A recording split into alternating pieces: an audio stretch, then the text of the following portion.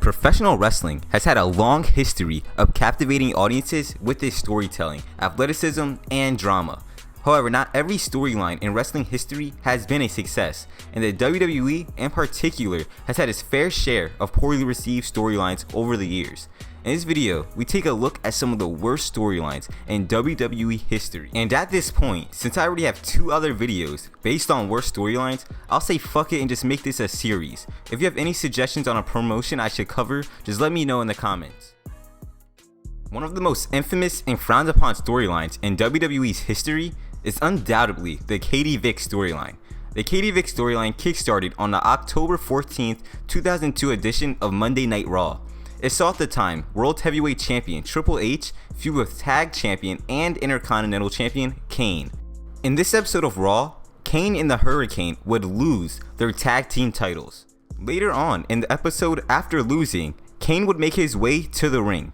He would then cut a promo to the fans at home and in the arena explaining who the hell Katie Vick even was.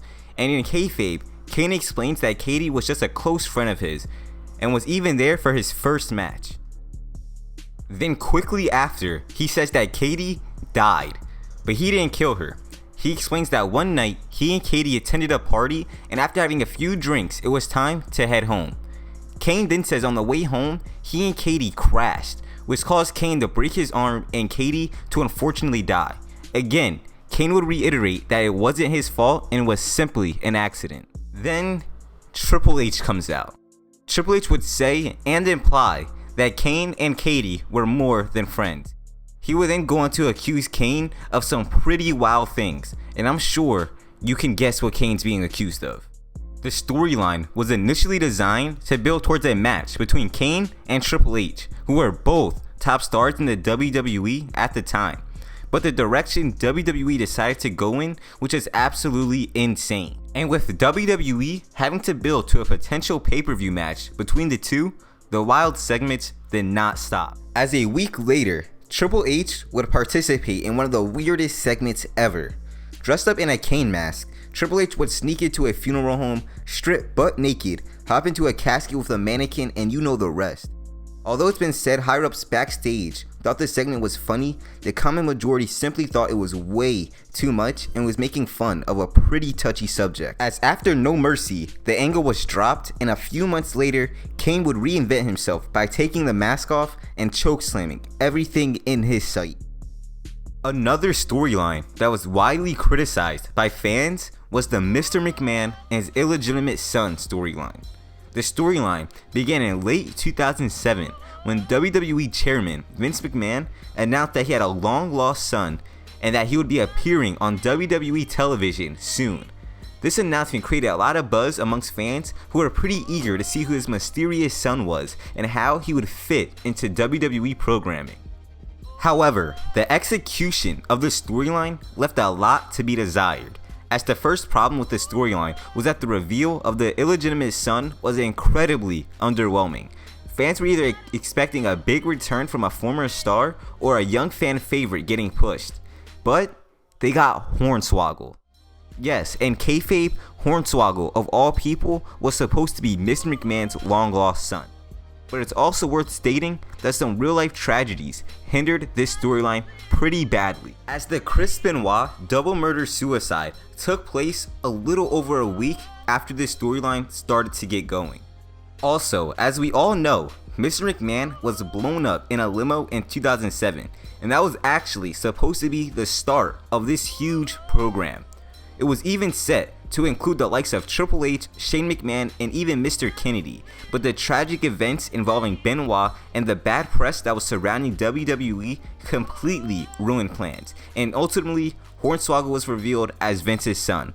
Then right before Mania 24, he was revealed as Finley's son all along. So in a way, this was all for nothing.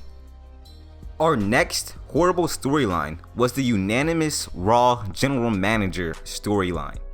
The unanimous Raw GM angle was introduced in June of 2010 and continued for over a year.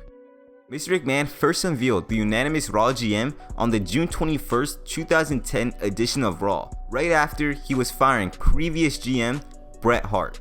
and during this time the unanimous GM made several controversial decisions which added a sense of intrigue and suspense to the show.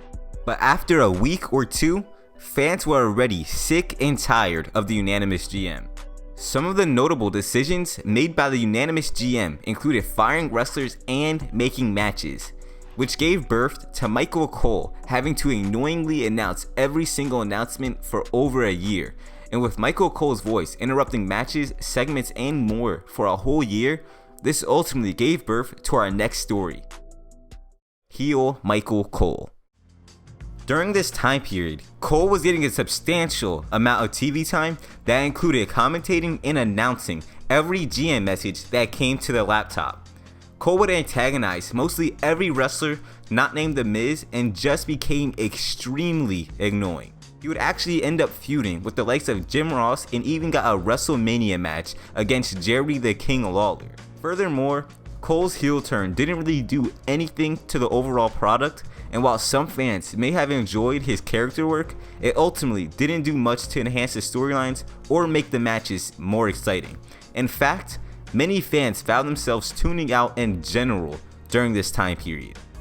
Don't get me wrong though, WWE has also produced some of the best storylines in the history of pro wrestling, such as the Bloodline, the Streak, the Yes Movement, and hundreds of others, but has also produced some of the worst. From being tasteless to poorly executed, these storylines are often remembered as the low points of WWE history. And if you think I missed any that you thought were bad, just let me know in the comments and do not forget to subscribe.